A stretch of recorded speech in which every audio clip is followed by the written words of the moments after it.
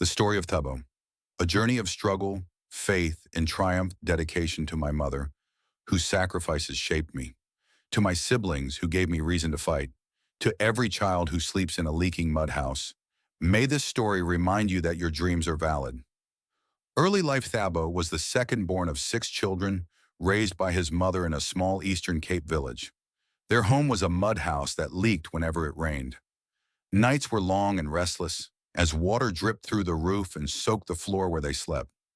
Poverty was not just a condition but a daily reality, and yet his mother's words carried him through.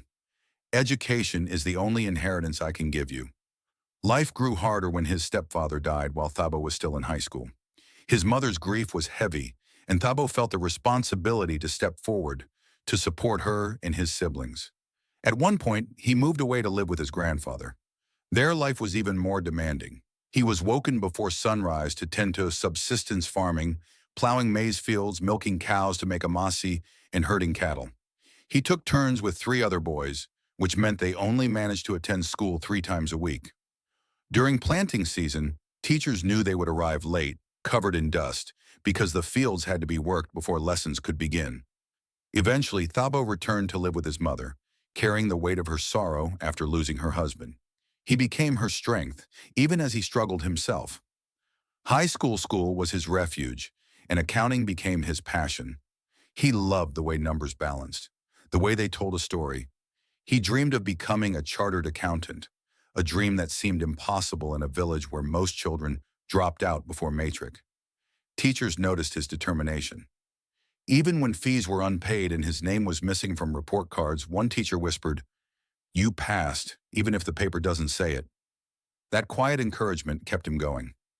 University, Thabo's determination shone. He tutored other students, sharing his knowledge freely, and worked part-time jobs to support himself since his parents could not. His resilience inspired those around him, but in his third year, disaster struck. He lost his bursary. Overnight, he had nothing. Rent, food, and fees became impossible. For a moment, it seemed his dream would collapse.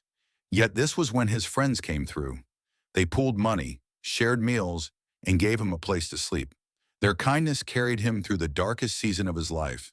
With their support, Thabo pushed forward, refusing to let go of his dream. He graduated not just as a student, but as a survivor. Today, Thabo works for one of the big four accounting firms in South Africa.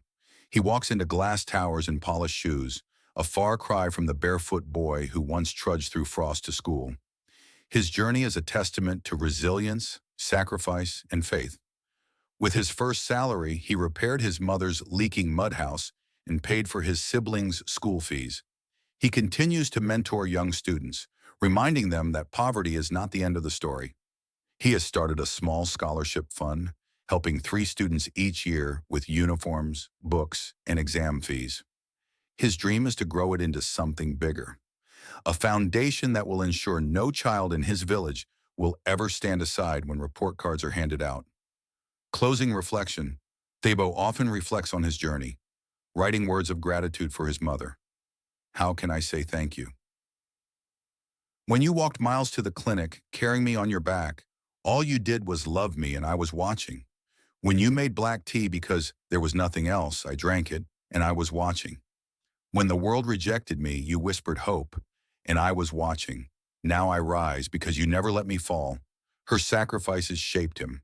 Her love carried him. And now, with faith and perseverance, Thabo has changed their story, not just for himself, but for his family, his village, and the generations to come.